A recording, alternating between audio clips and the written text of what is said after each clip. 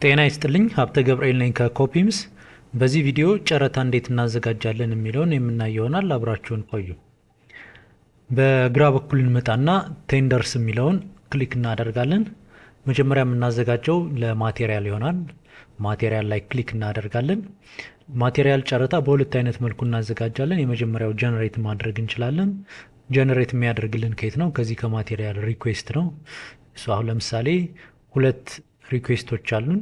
እነዚህም በሙሉ አንድ ላይ ለሁለቱም ጀነሬት እንዲያደርግልን ማድረግ እንችላለን። ለምሳሌ እዚህ ውስጥ እንደምታያቸው 5 አይተሞች አሉ። ከ5 ውስጥ ለአራቱ ይሄ በሄድ ኦፊስ ደረጃ ነው የሚገዛው፣ አራቱን እንዲወስድ፣ ከዚህኛው ከሁለተኛው ደግሞ እንደምታዩት 10 አለ፣ ሁሉንም እንዲወስድ አድርገን ማዘጋጀት እንችላለን። ለምሳሌ እዚህ ጋር አድሚክስቸር የሚል አለ፣ ኳንቲቲው 20 ነው። ሁለተኛውም ላይ አድሚክስቸር የሚል አለ፣ ኳንቲቲው 20 ነው። ሁለቱን ደምሮ 40 ያደርግልናል ማለት ነው። እንደዚህ አድርጎ 40 የሆነ ኳንቲቲ እንዲገዛ ማድረግ ይችላል። ይሄ ጀነሬት የምናደርገው ነው። ነገር ግን ማኑዋሊም ማዘጋጀት እንችላለን በእጃችን። ሁለቱንም እናያለን። ማኑዋል እንበለውና ለምሳሌ የጨረታውን ስም እንጻፍ እዚህ ጋራ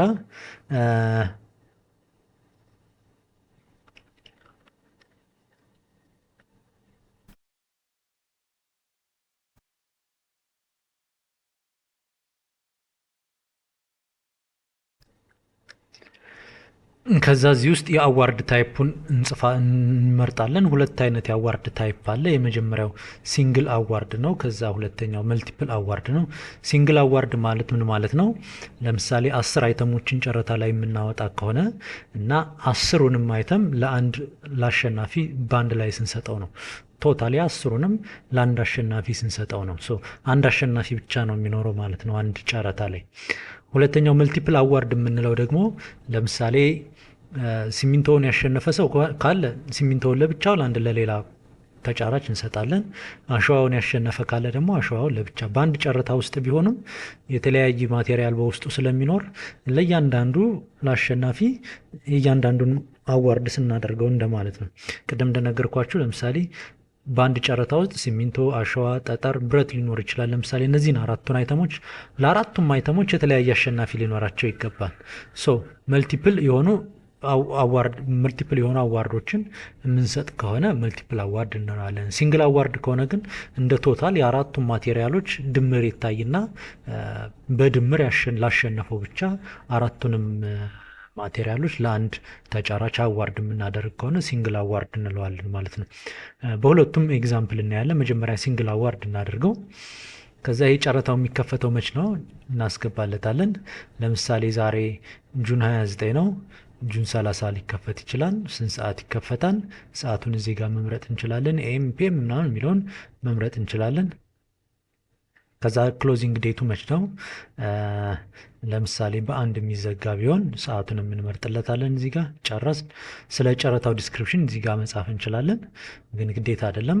ካላችሁ እዚህ ጋር ትጽፋላችሁ። ስትጨርሱ ክሬት ትሉታላችሁ ማለት ነው። እንደምታዩት ማቴሪያል ቴንደር ነምበር 1 ሲንግል አዋርድ ነው። በዚህ ቀን በዚህ ሰዓት ይከፈታል፣ በዚህ ሰዓት ይዘጋል።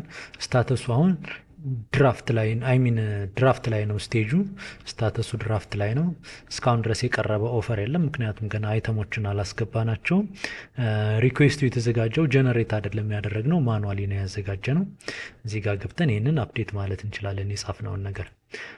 እዚህ ጨረታ ውስጥ ስንገባ እንደምታያቸው መሙያ ፎርሞች ይመጡልናል። ለምሳሌ አድሚክስቸር፣ ኪዩሪንግ ኮምፓውንድ እዚህ በቅርብ ያገኘኋቸውን ላስገባቸው። ሉብሪካንት፣ ፊውል፣ ከዛ ኳንቲቲ 200 አንደኛውን 300 እናርገው፣ ይሄኛውን 400 እናርገው። ሪማርክ ካለን እዚህ ጋር ሪማርክ መጻፍ እንችላለን። ስንጨርስ ሴቭ እንለዋለን ማለት ነው። ሴቭ ስንለው ሌላ 5 ተጨማሪ ፎርም ይሰጠናል። ካለን ሌላ ተጨማሪ እነሱን ማስገባት እንችላለን ማለት ነው። ልክ አሁን ይሄንን ሰርተን ጨረስን እንበል። እነዚህን ለጨረታ ልናወጣቸው ነው። ልክ ስንጨርስ እዚህ ጋር እንመጣና ኦፕን ቴንደር እንለዋለን። ጨረታውን ክፍት እያደረግነው ነው። አሁን ኦፕን ቴንደር አልነው። ከዛ አሪዩ ሹር ምናምን ይለናል። የስ ኦፕን ቴንደር እንለዋለን። አንድ የጨረታው ከተከፈተ በኋላ ወደኋላ መመለስ አይቻልም። ወይ ጨረታውን ተርሚኔት አድርገን እናቆመዋለን የሆነ ስህተት ከሰራን፣ ያለበለዛ ግን ወደኋላ መመለስ አይቻልም። ሜክ ሹር የአንዳንዱን አይተሞቹንም የምታወጧቸውንም ኳንቲቲዎች እርግጠኛ ሆኑ። ልክ ስትጨርሱ ኦፕን ትሉታላችሁ። የጨረታውን ክፍት ሆነ ማለት ነው። ከዚህ በኋላ አዲስ አይተም መጨመር አንችልም። ይህንን ኳንቲቲውንም አፕዴት ማድረግ አንችልም ማለት ነው። አሁን ይሄ ጨረታ ክፍት ከሆነ በኋላ ምንድን ነው የሚደረገው? ተጫራቾች ይህን ጨረታውን መወዳደር ይችላሉ ማለት ነው። ቀጣይ እንዴት ተጫራቾች ለዚህ ዋጋ ማስገባት ይችላሉ የሚለውን የማሳያችሁ ይሆናል። ግን አንድ ወደኋላ ተመልሼ ደግሞ ጀነሬት አድርጌ ላሳያችሁ። ይሆን ማኑዋሊ ያዘጋጀ ነው። አንድ ወደኋላ ልመለስና ደግሞ ጀነሬት አድርጌ ላሳያችሁ። ጀነሬት አልኩት። ይሄ ለምሳሌ 2 እናድርገው። ማቴሪያል ቴንደር። ይህን የፈለጋችሁትን ስም መስጠት ትችላላችሁ። እኔ ይህን ሰጥቼዋለሁኝ። ሲንግል አዋርድ እንበለው። ይህን ቀን እንስጠው። ቀንና ሰዓት ነው የምትሰጡት እዚህ ጋር። ከዛ አሁን ጀነሬት ሲያደርግልን ከየትኛው ቀን ድረስ ብሎ አማራጭ ይሰጠናል። which means ከየትኛው እስከ የትኛው ቀን ድረስ ላሉት ነው ጀነሬት ማደርግልህ። ይሄ ምን ማለት ነው? ለምሳሌ ስታርት ዴት አንድ መረጥኩለት። ከዚህ ቀን እስከዚህ ቀን ድረስ አፕሩቭድ ለሆኑ ሪኩዌስቶች፣ ከነዚህ በቅድም እንደነገርኳችሁ አፕሩቭድ ለሆኑት ሪኩዌስቶች ነው ጀነሬት የሚያደርግልን። አፕሩቭድ የሆነበትን ቀን ነው የሚይዘው ማቴሪያሉ። አፕሩቭ ለምሳሌ ሰኔ 10 ላይ ከሆነ አፕሩቭ የተደረገው ያ ሰኔ 10 በእነዚህ በሁለቱ መካከል መሆን አለበት ማለት ነው። አፕሩቭድ በተደረገው ቀን ሬንጅ ነው ጀነሬት የሚያደርግልን። ጀነሬት ልበለው ይሄንን። እንደምታዩት አሁን ጀነሬት አድርጎልናል። ማቴሪያል ቴንደር ነምበር 2 ጀነሬትድ የሆኑ ሪኩዌስቶችን እዚህ ጋር ማየት እንችላለን። እዚህም ጋር ማየት ትችላላችሁ። እዚህ ጋር ክሊክ እናድርግበት። እንደምታዩት ጀነሬትድ የሆኑት ሪኩዌስቶች ወደ 12 አይተሞችን ጀነሬት አድርጎልናል ማለት ነው። ጀነሬትድ ኳንቲቲው ይሄ ነው። ለምሳሌ አድሚክስቸር ቅድም የነገርኳቸውን ሁለቱን 20 ደምሮ አጠቃላይ ይህንን አመጣለን። ለአግሪጌት ለክላስ ቢ የፈለግነውን እዚህ ጋር አምጥቶልናል ማለት ነው። ኳንቲቲያቸውን ይሄ ነው። ይህንን ራሱ ነው ኮፒ ያደረገልን። ይህንን ሁለቱ ተመሳሳይ የሆኑበት ምንድን ነው? ከሪኩዌስት ስለሆነ ከዚህ አፕሩቭድ ከሆኑ ሪኩዌስቶች ስለሆነ ጀነሬት ያደረገልን ኤግዛክትሊ የእነሱን ድምር ሰርቶ እዚህ ጋር ያስቀምጥልናል። እኛ ግን ማስተካከል ከፈለግን ኦፕሽኑን እዚህ ጋር ይሰጠናል። ለምሳሌ 67.4 የሚባል የአግሪጌት ታይፕ ከሌለ ወይም አግሪጌት ኳንቲቲ ከሌለ ያው በዳምፕ ትራክ ስለሆነ የምትገዙት 16 ሜትር ኪዩብ ነው። እሱን አባዝታችሁ ነው የምትገዙት። ሌትስ ሴይ 16 ይሄንን እናካፍለው 67.4 ተቀራራቢው ስንት ሊሆን ይችላል የሚለውን ለምሳሌ በ16 ብናካፍለው 5 ሊሆን ይችላል። 5 ዳምፕ ትራክ አካባቢ ሊሆን ይችላል። እናንተ ምን ታደርጋላችሁ? 5 ሲባዛ በ16 አድርጋችሁ 80 ልታደርጉት ትችላላችሁ። 80 ይሄ 30 ይሄኛውን ሌሎች እንኳን ችግር የለባቸውም። አራይት በዚህ መልኩ ታስተካክላላችሁ ማለት ነው። እንደዚህ አድርጋችሁ አስተካክላችሁ ማስገባት ትችላላችሁ። ለምሳሌ እንዳይገዛ የፈለጋችሁት ካለ ለምሳሌ ይሄ አሁን ለምሳሌ ሳይት ላይ የምታመርቱት ከሆነ ላያስፈልጋችሁ ይችላል። ይሄንን ለምሳሌ እዚህ ጋር መታችሁ ድሊት ልትሉት ትችላላችሁ። በዚህ መልኩ ሳም ማይነር የሆኑ አጀስትመንቶችን ከሰራችሁ በኋላ ሴቭ ትሉታላችሁ ማለት ነው። አሁን ክላስ ቢን ማጥፋት አለበት። እንደምታዩት ክላስ ቢን አጥፍቷን ይሄኛውን 80 አድርጎ አስተካክሎልናል ማለት ነው። ከዚህ በኋላ ጨርሰናል። ኦፕን ቢድ ማለት ነው። ከዚህ በኋላ ጨርታው መክፈት እንችላለን ማለት ነው። ከፈት ነው። ከዚህ በኋላ አዲስ አይተም መጨመር አንችልም፣ ፕላስ እነዚህንንም ማስተካከል አንችልም ማለት ነው። በዚህ መልኩ ጨረታችንን መክፈት እንችላለን ማለት ነው። አንድ ሌላ በመልቲፕል ጀነሬት ላርግ በመልቲፕል አዋርድ ይሄንን ማቴሪያል ቴንደር 03 ልበልና ይሄን በመልቲፕል ልስራው። መች ይከፈታል? በዚህ ቀን እንክፈተው። ከዛ መች ይዘጋል? በዚህ ቀን እንዝጋው። በጣም አሪፍ። አሁን ይሄ መልቲፕል ነው፣ ሌሎቹ ሲንግል ሲንግል ናቸው። መልቲፕል ላይ ገብተን አንድ የተወሰኑ ማቴሪያሎችን እናስገባ።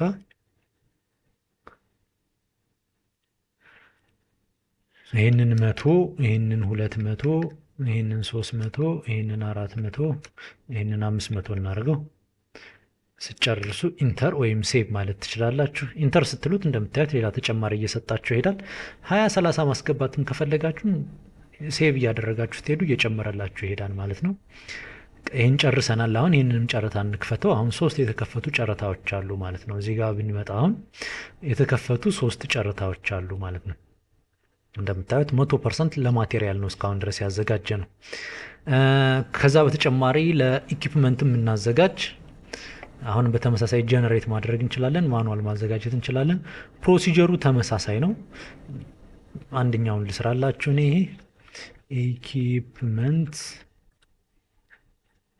ቴንደር 01 ሲንግል እናደርገው። ይሄንን የሆነ ቀን እንምረጥለት።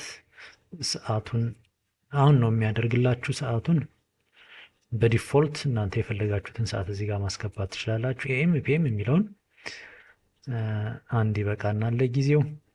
ከዛ ቢሆኑ ኢኩፕመንቶች ኪራይ ስለሆነ ለኪራይ ጨረታ ስለሆነ የሆኑ እንትኖችን መረጥኩኝ። ይሄንን 50፣ ይሄንን 60፣ ይሄን 70፣ ይሄን 80፣ ይሄን 90 ጨረስ። ሰብ ኮንትራትም አንድ ክሬኤት እናድርግ።